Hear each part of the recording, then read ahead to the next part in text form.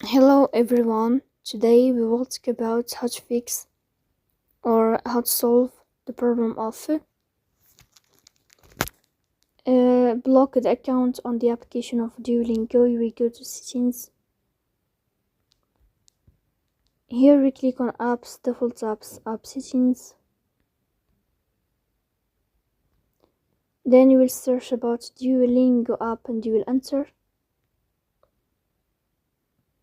Here we click on first stop and you will click OK. Then you will enter to the window of storage. Here we click on clear cache.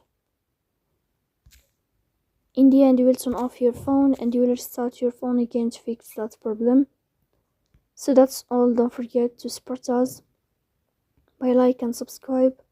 See you next time and thank you for your watching and enjoy.